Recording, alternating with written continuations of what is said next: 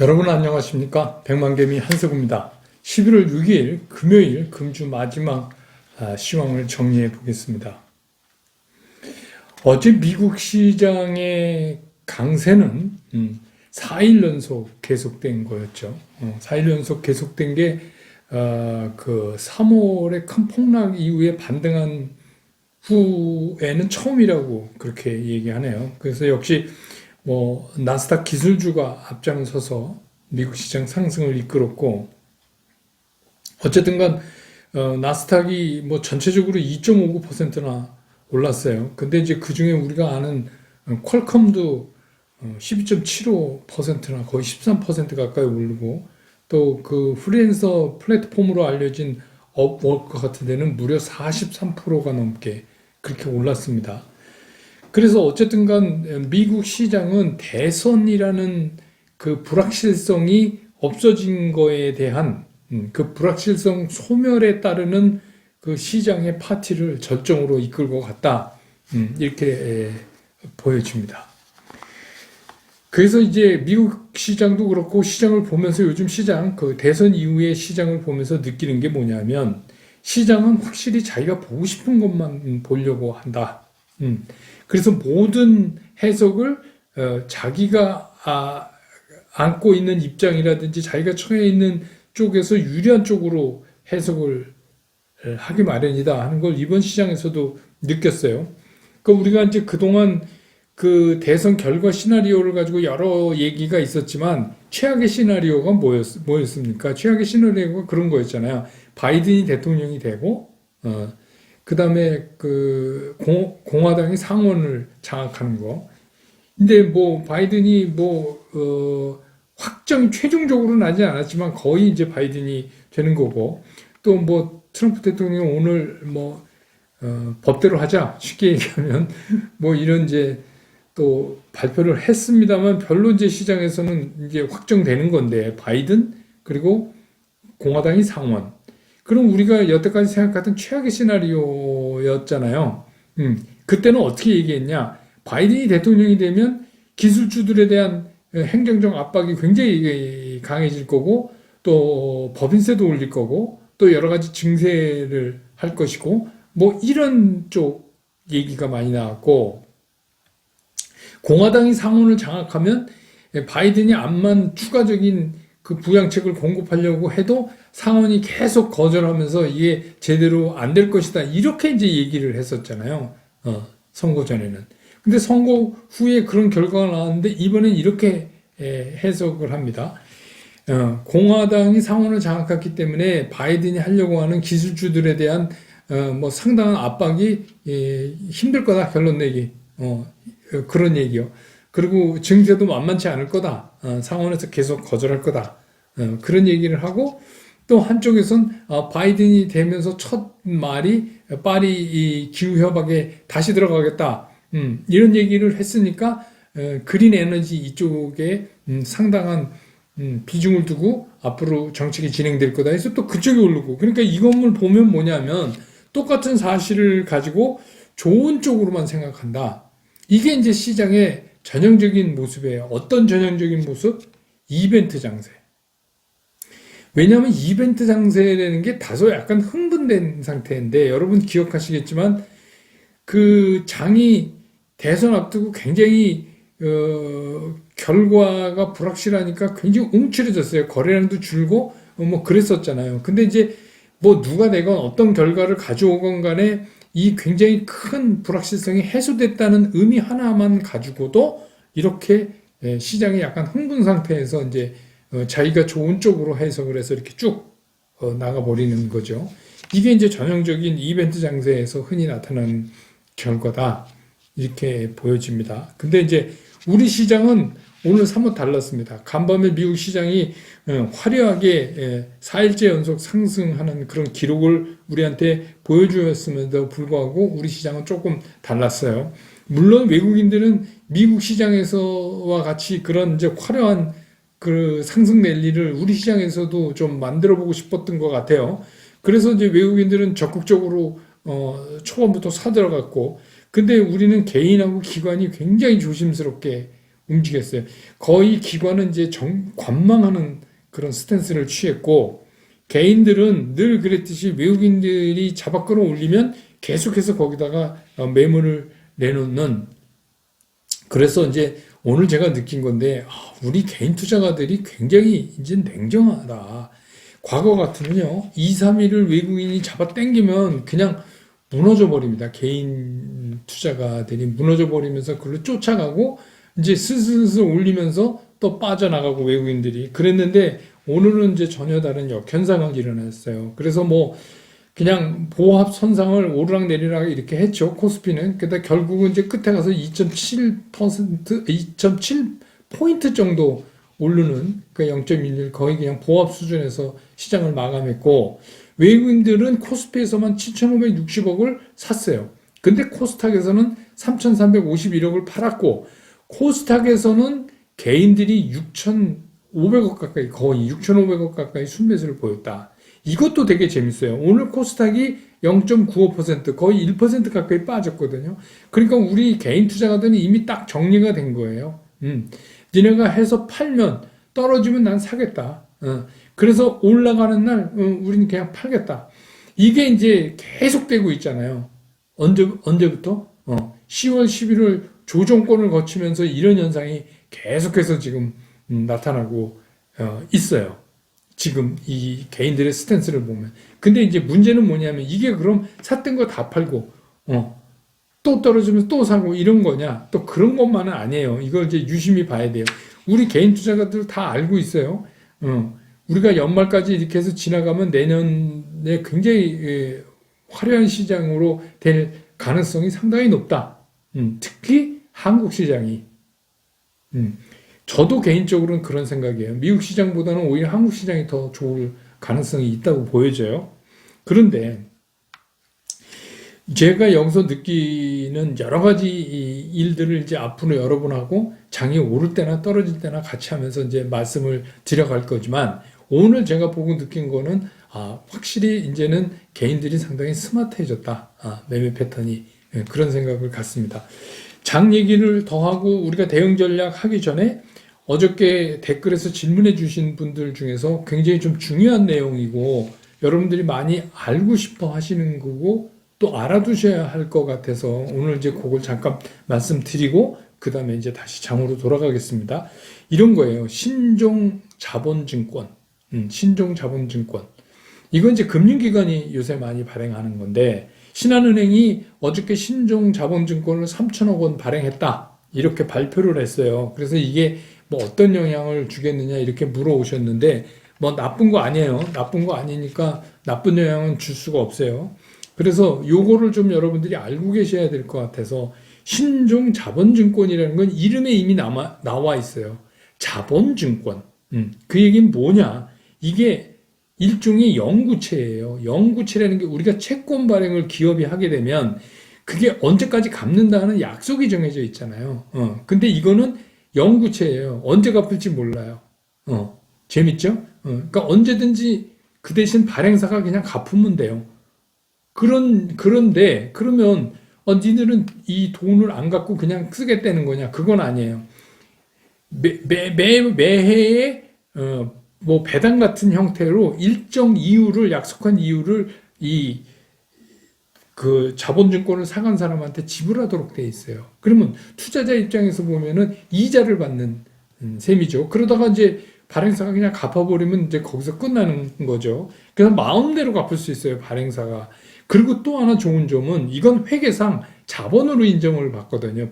우리가 일반 채권을 발행하면 이게 부채로 잡히는데 자본으로 잡힌다는 얘기는 뭐예요? 자기 자본 확충에 상당히 도움이 된다. 이렇게 볼 수가 있잖아요. 그래서 이게 신종이란 말이 붙었습니다. 아마 제가 알기로 그거 자세하진 않지만 제가 알기로는 신한에서 이번에 발행한 게 연리 2.75%인가 그래요. 그러면 은행 이자보다 훨씬 높잖아요. 그러니까 당연히 많은 사람들이 그거를 이제 사려고 막 사가죠. 그래서 이번에 이제 3천억을 발행했다 이런 겁니다. 그래서 이분들은 소유자는 연간 2.75%의 이자를 받는 거예요. 이자를 받는 거고 신한은행이 이제 됐습니다 하고 갚으면 이제 그걸로 끝나는 거죠. 그런 거죠. 그래서 이게 이제 어떤 긍정적인 면이 있냐면 조금 전에 말씀드렸듯이 이거는 회계상 자본으로 잡을 수가 있기 때문에 자본 확충이라는 좋은 점이 있죠. 그러니까 우리 그때 뭐예요? 대차 대조표 한번 브런치 카페에서 한 적 있죠. 재무상태표. 거기서 보는 것처럼 그 자기 자본이 흔들리지 않으니까 자기 자본에 속하니까 자본이 늘어나는 형태니까 좋은 거예요. 그리고 또 투자자 입장에서는 요새 같이 이제 뭐 나는 이제 주식 싫다, 안정금리를 받고 싶다, 비교적 그런 사람들 입장에서 보면 투자 기회가 확대되는 거죠. 2점 뭐 몇 프로라는 이자를 받을 수 있으니까. 근데 이게 꼭 그런 좋은 점만 있는 건 아니에요. 숨겨져 있는 점이 있어요. 이게 뭐냐면 요즘 되게 이제 이게 금융 회사들이 많이 발행하는데 이게 뭐냐면 기업 보고서라는 걸 내잖아요. 이제 정기적으로. 그랬을 때 금융회사는 이 기업 보고서가 굉장히 중요해요. BIS 비율이니 뭐니 뭐 이렇게 해갖고 다른 일반 기업이랑 좀 다르단 말이에요. 그래서 뭐 자기 자본 비율 이런 거 되게 따지고 막 거기에 따라서 그 영역이 늘고 줄고 막 이래서 굉장히 중요한 거기 때문에 이런 그 신종 자본증권을 발행하면서도 한쪽은 부채성 성격, 한쪽은 자본적 성격을 다 갖고 있기 때문에 회계상 이게 자본적 성격으로 잡아질 수 있기 때문에 어떻게 보면 그런 기업 보고서를 좀 윈도우 드레싱하는 그런 효과를 보려는 의도도 있을 수 있어요. 그러니까 이게 다 좋은 건 아닌데 아무튼 그렇게 물어오셔서 이건 우리 저 백만개미 가족분들이 좀 알고 계셔야 될 일 같아서 오늘 말씀을 드렸습니다. 다시 이제 시장으로 돌아오면요. 어제 이제 제가 이렇게 댓글을 받으면서 이런 얘기, 이번 이 상승 랠리를 놓쳐서 진짜 억울해 죽겠다. 그러시는 분이요. 또 어떤 분은 직접적으로 저한테 도대체 겨울잠은 언제 일어나란 말이냐? 뭐 이렇게 이제 질문하시는 분도 있고, 난 주식이 하나도 없어 약 올라 죽겠다. 이런 분들이 있고, 그래요. 근데 이제 제가 늘 말씀드리지만, 저 종목이 저렇게 오르는데, 저게 저렇게 오르는데 난 뭐야? 이런 식으로 상대 비교를 하면서 주식 투자를 하면 성공할 확률이 떨어집니다. 그렇게 하면서 성공하는 분 제가 잘 못 봤어요. 그러니까 중요한 게 뭐냐면 내 재산이 어떻게 늘어나고 있는가에 신경을 더 쓰는 게 훨씬 흔들리지 않고 시장을 정확히 볼 수 있어요. 자기 자신에 대한 절대평가가 중요한 거예요. 자기가 굴리고 있는 내 재산 상태가 어떻게 변동돼 나가는가가 더 중요하다는 말씀입니다. 그렇지 않으면 뭐 누구는 그러니까 내가 안 가진 나는 저쪽 섹터 별로라고 생각했는데 갑자기 저건 또 왜 오르는 거야? 막 이렇게 해서 그거 올라서 나 배 아파서 죽겠어. 막 그리고 엔지왕 나 손해라고 팔았는데 저렇게 올라 막 그렇게 하면 일단 이게 억울하고 호흡이 거칠어지고 멘탈이 깨지고 이러면 그 다음부터 시장을 정확히 못 보는 거예요. 그러면 이제 어떤 현상이 반복되냐? 그냥 저가에 팔고 고가에 사고 이런 거가 이제 반복됩니다. 그래서 제가 이제 대선 이후에, 미 대선 이후에 주가가 이렇게 상승할 때 제가 이제부터는 변동성이 요게 지나면 곧 이번 주에 나타날 거다. 요게 지나면 시장이 진정할 것이다. 그런 거죠. 그러면서도 제가 그랬죠. 이제 기지개를 켜야 된다. 기지개를 킨다는 게 뭐예요? 뭐 동면하다가 갑자기 굴 밖으로 뛰어나가는 건 아니죠. 이제 기지개를 켜고 준비를 한다. 근데 제가 그 전에 2달 동안 조정 기간 동안 계속해서 말씀드려 온 게 뭐냐. 베스트 포트폴리오는 한 50% 정도를 메인 포트폴리오에 묶고 나머지는 현금을 가지고 있는 것이다. 그랬죠. 만약에 그런 분들이 계시다면 지금 올라가면 땡큐죠. 좋죠. 지금 땡큐죠. 그리고 지금 좋아봤자 이것도 또 꿈속의 갈비예요. 어차피 우리 내년 봄을 가지고 이건 김장 담근 거니까 메인 포트폴리오는 그렇게 생각하시라 그랬잖아요. 그리고 나는 주식이 하나도 없다. 그런 분에 대해서는 제가 이미 제 영상을 띄엄띄엄 보시는 분들이 하는 말씀이죠. 그런 말씀은 제가 그때 그렇게 말씀을 드렸잖아요. 하나도 없다. 그럼 사야지. 그리고 내가 저 종목에 대한 소신이 있다면 일단 일부를 물려야 된다. 물려서 내가 산 가격보다 높이 올라가면 난 그때 저가에 사서 좋은 거고 그 다음에 또 떨어지면 나는 더 싸게 살 수 있어서 좋다라고 생각해야 된다. 그렇지 않으면 메인 포트폴리오에 들어가는 주식을 타이밍 맞춰서 정확하게 찍을 방법이 없다. 그 말씀을 드렸잖아요. 물려야 산다. 그 생각엔 저는 지금도 변함이 없어요. 그리고 이게 저는 항상 이제 그렇잖아요. 오늘 썸네일 제목이 그래서 우리가 항상 뭐냐면 시장은 가만히 있는데 우리가 시장에 속는 거예요. 우리 혼자 페인팅, 축구로 말하면 우리 혼자 페인팅 치다가 우리 혼자 나가 떨어지는 거예요. 그러니까 그러지 않게 하려고 제가 시장에서 있었던 40 몇 년 동안의 경험이나 요때는 되게 개인 투자가들이 이런 생각을 가지시겠구나 해서 여러분들한테 제가 조언을 해드리는 겁니다. 그러니까 뭐 저랑 생각이 다르시는 분들은 그냥 다르게 하시면 돼요. 저한테 뭐 이게 뭐 왜냐하면 저는 뭐 이거를 맞추고 그러는 사람이 아니라 제 경험으로 제가 보는 시장의 숨결은 이렇게 느껴집니다라고 말씀을 드리는 거죠. 그러니까 그렇게 참고를 하시면 좋겠어요. 근데 제 경험으로 보면 항상 우리가 시장에 이렇듯 속아요. 시장이 이틀 상승하면 영원히 상승할 것 같고 이틀 빠지면 영원히 하락할 것 같죠. 근데 그런 시장은 없었어요. 그동안 한 번도. 이게 대세가 떨어지는 시장에서도 시장은 직선으로 떨어지지 않습니다. 그러니까 지금은 그게 굉장히 중요해요. 그래서 전체적인 시장을 좀 긴 호흡으로 봐야지. 여러분들이 그 두발 자전거를 타고 가시는데 그 자전거 앞바퀴 바로 앞만 보면요. 이렇게 왔다 갔다 하다가 자빠지고 뭐 그래요. 이게 좀 길게 저 몇십 미터 앞을 보고 길게 봐야지 되는 거 아니에요. 그 주식시장도 똑같다는 얘기예요. 제가 여러분들한테 지금 주식을 연말까지 어떻게 세팅을 하고 그래서 내년 봄이 되면 지금 이 얘기하고 있는데 뭐 며칠 주가 오르고 뭐 했다고 이거 그러니까 제가 그랬잖아요. 이제 살 기회가 우리한테 너무나 많이 온다. 그러니까 천천히 하시라. 그리고 그 뭐 오르고 안 오르고 이런 거 너무 이제 신경 쓸 필요가 없어요. 문제는 중요한 게 뭐냐? 시장이 불확실성 큰 거 두 개를 제거했잖아요. 뭐죠? 미국 대선의 불확실성 그거 제거했죠. 그 다음에 뭐요? 우리 대주주 요건 문제 이거 없어졌잖아요. 그럼 우리가 얼마나 지금 분위기가 우리가 10월 11월 9월 10월 그렇게 힘들게 보내던 그때에 비하면 얼마나 지금 좋아진 거예요. 거기에서 착안을 하셔야 돼요. 그러니까 좋아지는 시장하고 이렇게 힘들고 조정을 겪는 시장하고는 시장의 흐름이 전혀 달라요. 다만 제가 여러분들한테 부탁드린 게 이제부터는 빠져나가는 좋아지는 시장이지만 변동성이 굉장히 클 거다.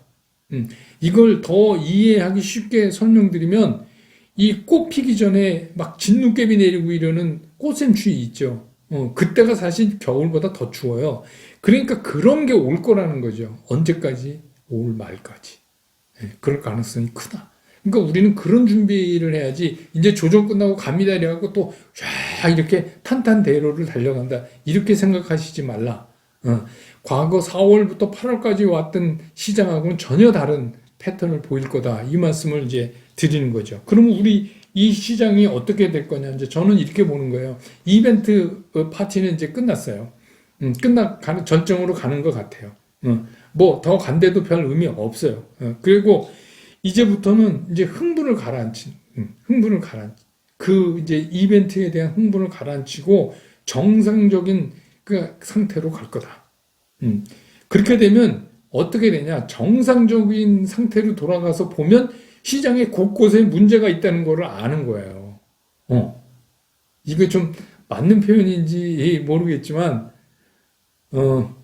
연애를 하잖아요. 남녀가 만나서.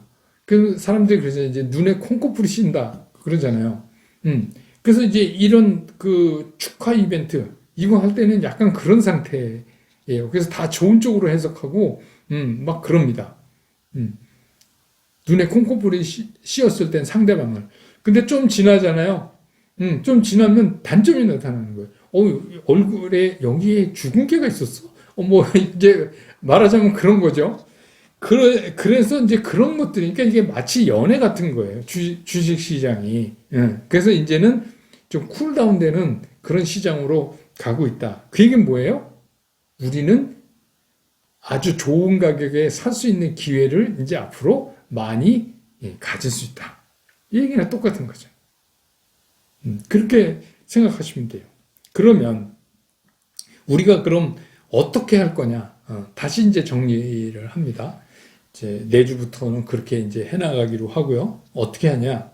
우선 포트폴리오에서 지금 저는 항상 이제 기준점을 갖고 얘기하니까 뭐 아닌 분들도 계시지만 12월 말까지 뭐 80에서 90%까지 주식을 채우는 거예요.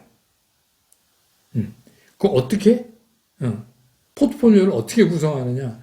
지금 이제 메인 포트를 이미 50% 해갖고 가져오신 분들은 거기다가 추가할 거냐, 별도로 할 거냐, 그것만 생각하시면 돼요. 첫째, 이제 뭐 언택 관련이라든지 2차 전지 관련, 바이오, 또 이제 요새 새롭게 등장한 자동차 보면 또 어떤 게 있어요? 수소, 전기, 뭐 이런 거 있잖아요. 그래서 어저께 어떤 분이 댓글에 물어보셨는데 현대차, 기아차 굉장히 고민하시는 것 같아요. 그래서 제가 그럼 모비스는 어떠십니까? 이랬는데 말하자면 그런 거죠. 예, 그렇게 해서 그러니까 제가 말씀드린 현대차, 기아차, 모비스 이건 포트폴리오 아닙니다. 그게 아니고 자동차군에서 그렇게 하나를 정하든지 아니면 수소, 전기로 이렇게 이건 약간 그린 에너지 쪽하고도 상관관계가 있으니까 거기까지 제가 그동안에 여러 차례 관련되는 회사들을 제가 이 시간에 보여드렸잖아요. 자료로 보여드렸잖아요. 그러니까 그런 거. 또 그린유들에 관계되는 태양광 문제, 풍력 문제, 탄소 배출권 문제 그것도 이미 다 가르쳐 드렸잖아요. 그러니까 그런 거 중에서 내 마음대로 포트폴리오를 짜봐라. 그러니까 지금 예를 들어서 난 언택하고 2차 전지밖에 없어. 그러면 자동차하고 탄소 배출권을 넣든지. 네, 그렇게 하시라는 얘기예요. 그렇게 해갖고 이거를 12월 말까지 8, 90% 채워라. 그리고 가능하면 그 섹터 중에서 좀 리딩 컴퍼니, 덩치 큰 놈을 그 투자 경험이 적을수록 그걸 하시라. 그 기업 내용, 실적이 좀 불안한데 뭐 그쪽에 끼어만 있다. 이런 거는 조금 좀 불안하죠. 개인들이 하기엔 너무 규모가 작대거나 이런 거요. 왜 그러냐면 규모가 작은 거는 변동성이 더 클 수밖에 없잖아요.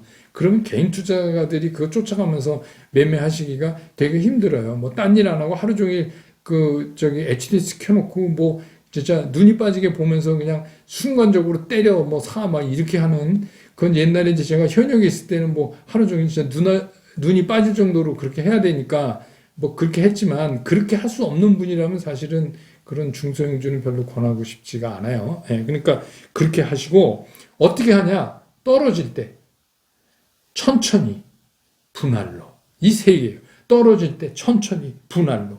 왜? 시장은 매일 열린다. 여러분이 살 기회는 매일 있다.